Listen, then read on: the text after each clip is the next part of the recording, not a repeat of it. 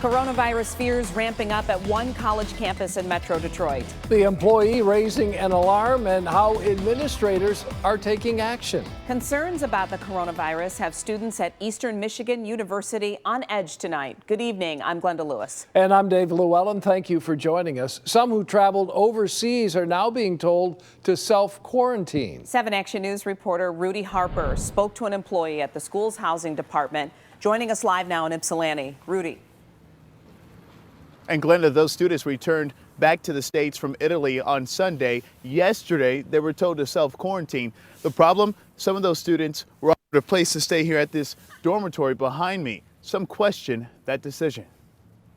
As coronavirus concerns escalate, multiple EMU residential students forced to self-quarantine after returning home from Italy. We got our hands on an email from the Director of Housing and Residential Life that says 2 students on the trip were not feeling well when they got back to the U.S., but neither tested positive for the virus. I wanted to bring this to alert to the community. An employee with the housing department asked to remain anonymous out of fear of retaliation for speaking out. The employee says those students that returned from Italy were offered an isolated floor in the Phelps dormitory if it was impossible to go home. None of the students opted in, but the employee says those students already came into contact with people on campus over the last 72 hours. There's a lot of angry feelings and fear, a lot of questions that the pro staff member could not answer. The CDC now recommends that travelers avoid all non-essential travel to Italy. The university responding to the new guidance in an email sent out to students, faculty, and staff yesterday.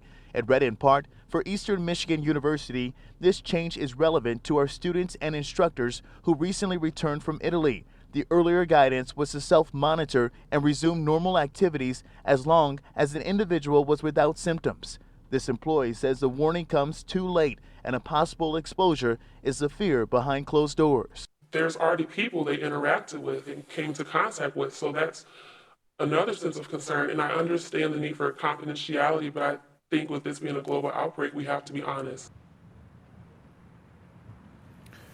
Now, the university says they are taking all precautions and following CDC guidelines. They also tell us none of those students are currently showing any symptoms. A developing situation here. Live in Ypsilanti, I'm Rudy Harper, 7 Action News. Indeed, one to follow. Rudy, thank you very much for the live report.